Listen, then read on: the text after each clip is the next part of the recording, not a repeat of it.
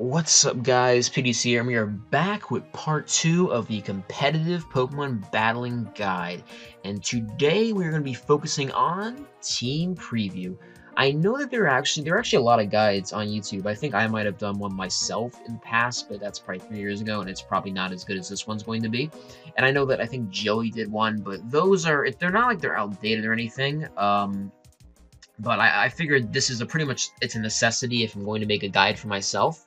So I decided to do the team preview part immediately, or as soon as I possibly could, because team preview is one of the most amazing tools anyone can use in the game.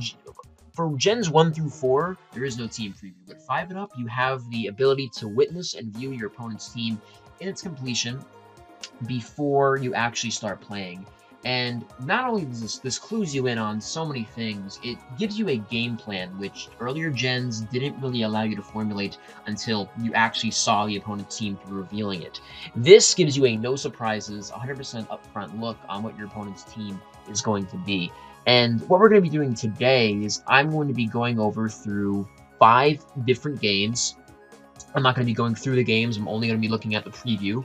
And I'm going to be making a diagnosis, I'm going to analyze these teams, and I'm going to be talking about win conditions. So, basically, I'll go over the concept of win conditions first, because that is something that's very important. I'm sure you all know what a game plan is, but a game plan and the whole, what am I going to do in this game, derives from what a win condition is. And a win condition is exactly what it sounds like. A win condition is something which you are like, okay, I can win the game with this. It doesn't have to be a specific Pokemon. It can be a combination. It can be hazards. It can be, like, I have to pursuit trap this and then this wins. It can be pretty much anything or a strategy that allows you to win the game. And sometimes it will be a sweeper. Sometimes it will literally just be, I need to stall my opponent out with status. It changes each matchup, and usually teams are built around a concept, but that concept isn't always fleshed out as much in play, because people ignore, they build a team around something and then they ignore that same focus when they're actually playing, because they're never able to set up a game plan, or never able to establish how effective that strategy is going to be. And the thing about team preview is that it allows you to do that like never before. So now that you know what a win condition is, like I said, it's what it sounds like. It's just anything that allows you to win the game. How are you going to go about establishing that and thinking before the game starts? So we have a game here. I believe most of these are from OLT. I think 1 or 2 of them is from World Cup. These are going to be all Gen 7 games. None of these are going to be Ultra Sun, Ultra Moon, because I really couldn't find any desirable games for that yet. I could have looked at Snake Draft, but none of those games really popped out at me immediately, and I feel like these are essentially of similar quality, and I also picked them for a little bit of convenience, because I feel like these games are relatively easy to, pick out and look at and analyze for pretty much anybody who plays this metagame. Because for the most part, these teams that I chose, these replays, have relatively standard and pretty transparent win conditions. So to start off, we're going to be looking at Extra versus Cedar Boss. And we're going to be looking at what their win conditions are and potential game plan. So let's from Extra side first. We're imagining we are Extra Shine. First of all, we don't know the teams exactly. I don't know the teams off the top of my head, but that works because we're going to be doing a dual assumption here. And we're going to be looking at this as if we are, like I said, an outside viewer. And we're going to be making a few assumptions here, but overall, it's just going to be based off how each player sees the game. So we're going to be doing it with Extra first. Extra is looking at Cedar Boss. How does Extra Shine win this game? Uniclus. Assuming his Uniclus is a fat, bulky CMon, it is going to be able to set up on Pharaoh, it can set up on Celesteela, I believe, it can set up on Clef, Toxapex, and Zygarde and Lando are the only 2 real offensive presences on Cedar Boss's team. Those are the only 2 Mons which can actually get rid of it effectively. I mean, I guess Celesteela, once Uniclus is knocked, can really annoy with Heavy Slam, But for the most part, if it holds on to its leftovers and he doesn't have an way to knock it reliably, Reuniclus is going to be a huge threat. You actually doesn't really even have to eliminate anything because Reuniclus can technically straight up sweep. And on a team like Cedar Boss's, it's very possible that it could be Rock's the Fable. It's looking like it's going to be a Scarfland OT because that's probably going to be the set. He definitely needs a month's revenge kill. So we can assume that Lando is not going to be bulky enough to reliably switch into Reuniclus at any boost and get a knockoff. So it's possible Clefable has knockoff, but really Zygarde and relying on knockoff plus Celesteela or repeated Earthquakes, which is unreliable, is really the only way for Senumas to really regulate Reuniclus. I guess he can also use Haze, but for what it's worth, the real only way he has to beat it is through, like, a Z-move Zygarde with Dragon Dance or Choice Band. So Extra Shine knows that Reuniclus is the real player here, the big important mon. It doesn't even care about hazards. What else does he have to win the game? The rest of his team has significantly more trouble breaking down his team.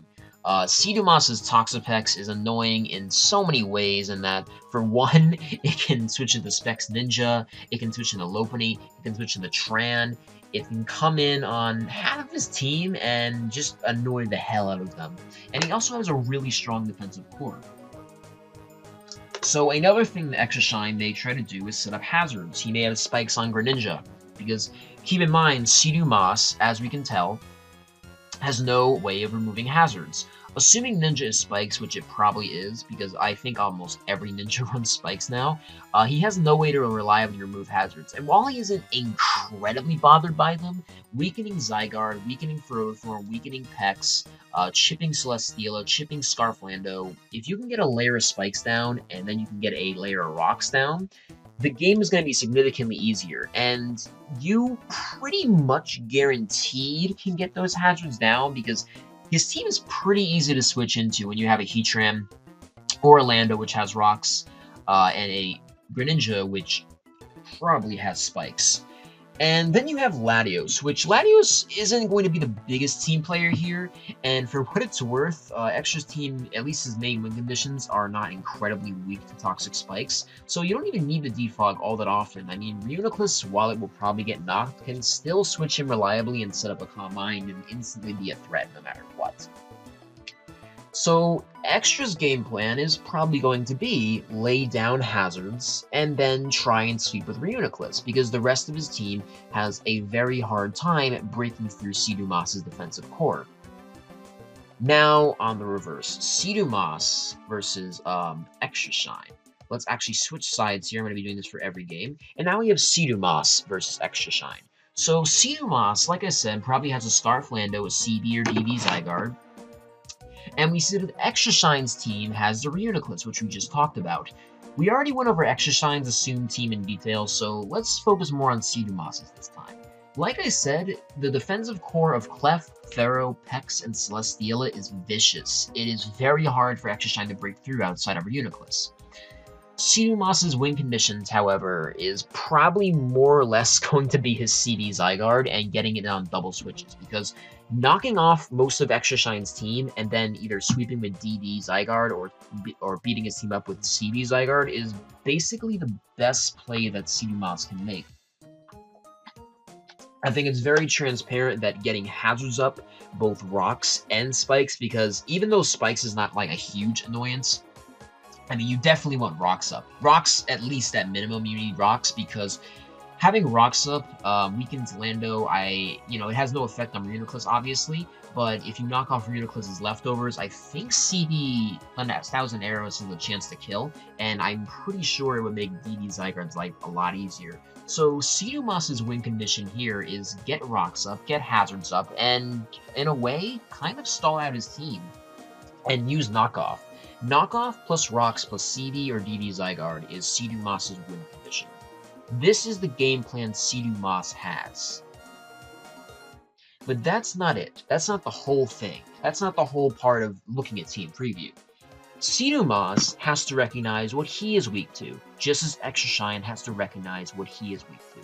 I more or less focused on the winning part and what you need to do to win, But focusing on what you need to do to, not lose and look out for is just as important, because you have to know what mons you want to keep alive, what double switches they may make, and if you can analyze your opponent's win conditions, then you can make assumptions about their play.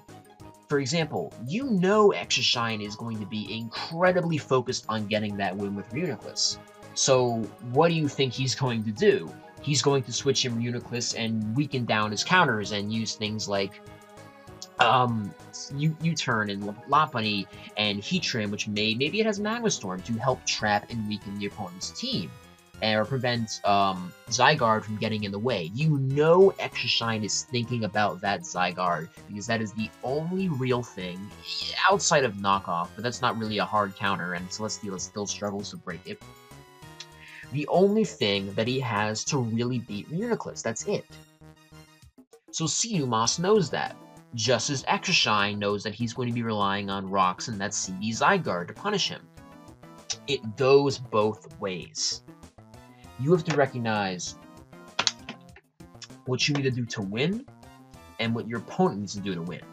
And if by doing that, you can assume, okay, this is what I have to do.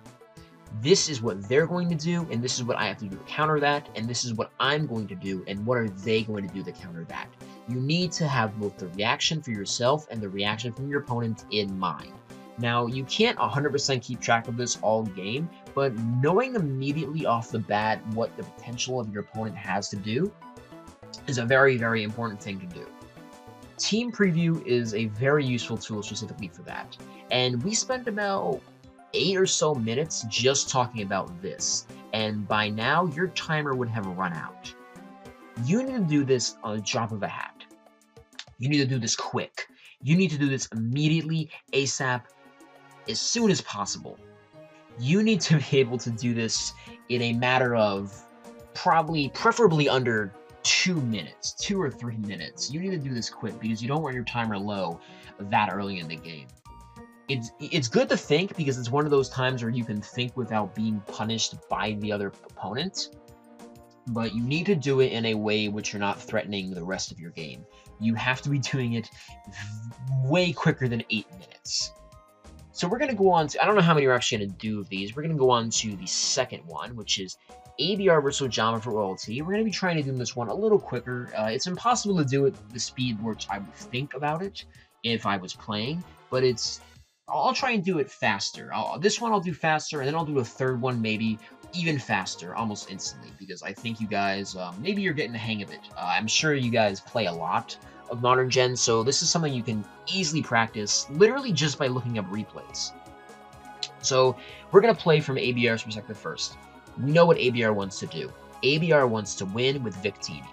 That's what his team is built around. And he wants to do that through trapping, through Dugtrio. Dugtrio is banned, but this is just a really easy win condition to notice.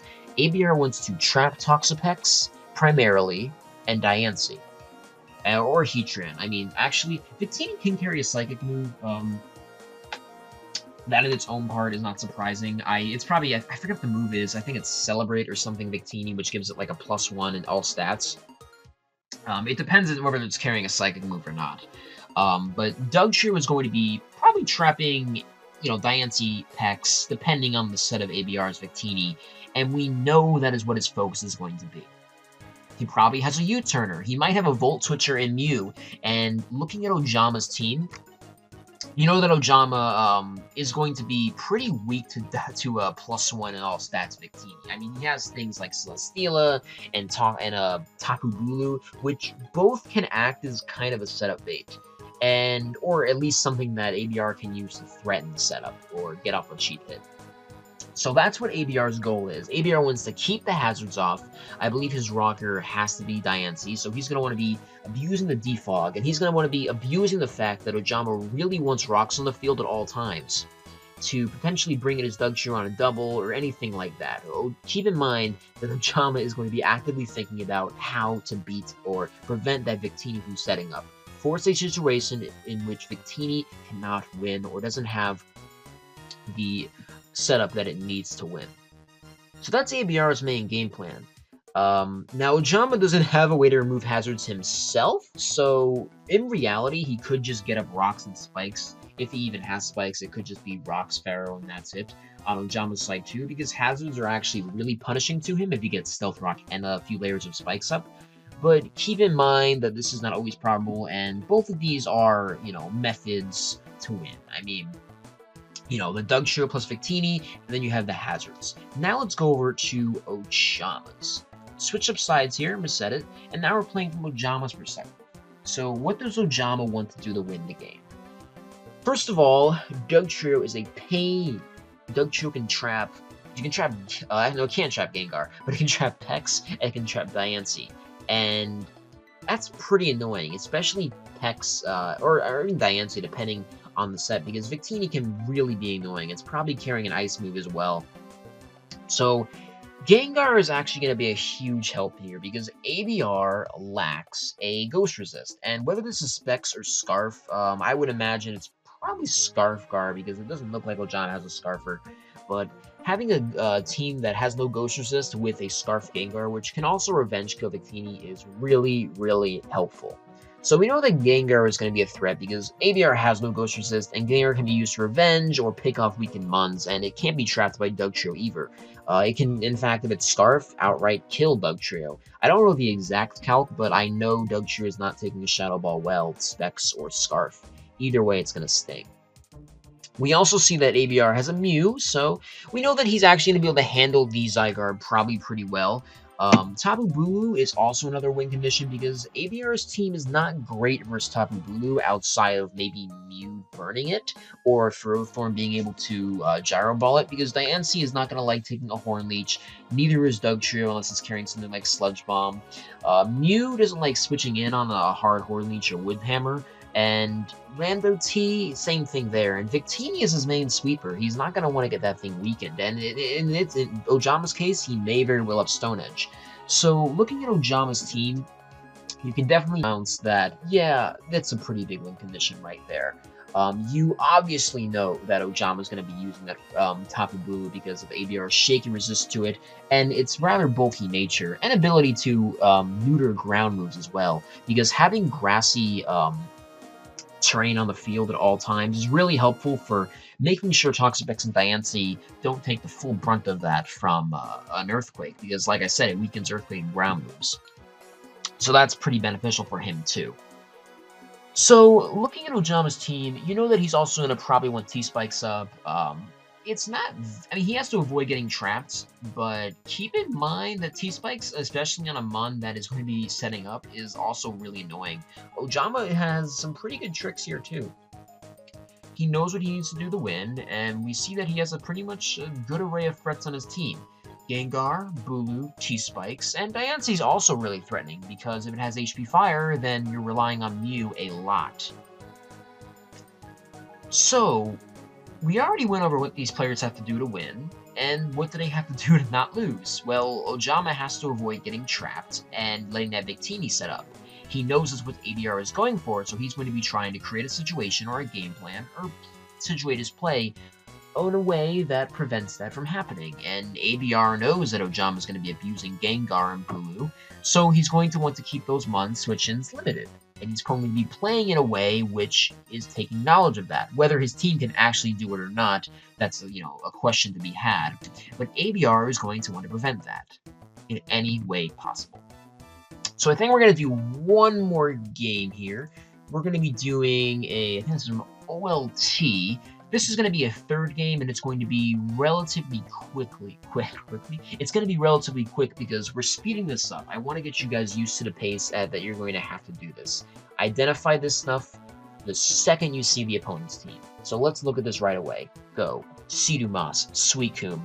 He may have a Zapdos, he may have a Kartana, and he may have stuff like Greninja, which can potentially be annoying, but we already know that Suicune's going to be a pain under rain. It's going to be able to switch in and potentially set up substitute on things like Pelipper, especially in the rain with the boost that Scald is given. I mean, Kartana does not like switching in to any special attack no matter what. So we definitely know that Suicune is going to be helpful. Kartana probably has Defog, so we know that. So Hazard's may be a little hard, or it could be Pelipper that has Defog, but his team definitely has a Defogger on it. So Hazard's not going to be as easy to keep up on the game, and his team also is pretty unkind to the Nihilego, because he has Swampert, but most importantly Magearna, which outright walls that mon.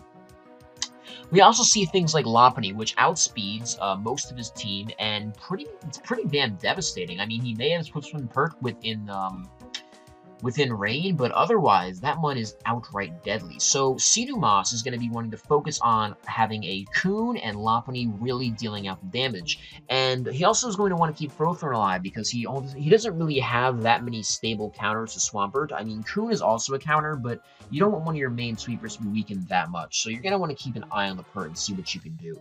So for Cedar Boss, the main thing he has to look out for is, okay, well, I need to basically break down his team with Lopunny with Rocks up, because Lopunny plus Rocks is actually really deadly to a team as fragile as Sabella's. So he's going to be probably focusing on maybe getting and keeping Rocks up, and then abusing the hell out of that with both Lopunny and Suicune, because those two are definitely punishing with Rocks against Sabella's team. On the flip side, let's look at Sabella's way of winning this. He probably has either Z Zapdos or a Z Magearna. I would probably think it's actually Z Zapdos, because I feel like that's kind of an interesting mon to put on the team if you're not really going all out offensive with it, which may mean his Magearna is A-Vest. So just looking at his team, we know what his win condition is. One, he's going to be abusing the Specs Greninja. That's obviously going to be Specs Ninja on Rain.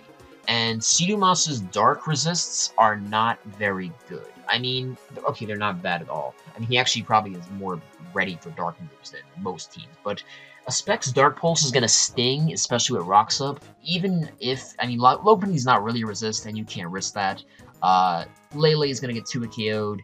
Ferrothorn takes, I think, about 35-ish. And Suicune, again, win condition, and you're really risking the flinch there. And it's not very, easy for him to switch into it. So threatening, a Dark Pulse or a Hydro Pump in the rain is pretty good, and you know that that's what Sabella's going to be relying on using a lot. You know he's going to be having Greninja in his mind is, yeah, this is going to be a very good month to abuse, especially if I can manage to get a switch in and I can get spikes up. A layer of spikes plus a layer of rocks is going to be really beneficial to him, although it's not going to be very easy for him to avoid trading hazards, because if he does use Specs Ninja Spikes on the Ferrothorn, then it's very possible that he'll just get rocks thrown up in his face on the other end. Then you have Kartana, which is actually really hard for Cedar Boss to deal with, because for one, Kartana is not, well, of course it's going to get killed by a Lopunny High Jump Kick, or it's going to be fried by a Scarf Lele Psyshock, and it doesn't really take any moves that great on the special side. Offensively, yeah, it's dangerous. It's Leaf Blade, it's Sacred Sword. Cedar Boss does not have a great Grass Switch in by any means. Ferrothorn can't really damage Kartana all that well, and while it's very possible it may be Scarf, either way, I mean, you don't want Ferrothorn being beat up either. So Sabella's main win conditions here are going to be keeping, which could also be Sweeper Zapdos. Zapdos is actually pretty deadly as well. So you're looking at a Specs Ninja, a Special Onslaught from Zapdos as well, and Kartana for the I don't have a Grass Switch in player, Cedar Boss. That's what he's going to be focusing on. Those 3 Muns are going to be his main win conditions, because while Swampert's good too, Swampert is a little slow, and it needs rain to really function at full capacity. So it's going to definitely be relying more or less on the Zapdos, the Kartana, and the Greninja. We know that's what he's going to be using them to win with. Pelipper's also really good. Generally speaking, I mean, his team actually does not have a bad match at all, but he's going to be focusing on that Special Onslaught from these ones here. The coverage that Zapdos provides is really crucial, because it can hit Ferrothorn, and it can probably hit Lando, and it can hit Suicune super effectively. And Lopunny and Lele are not going to be wanting to switch in. And it's not incredibly hard for Zapdos to come in when he's using something like U-Turn or Volt Switch on Pelipper and Magearna respectively.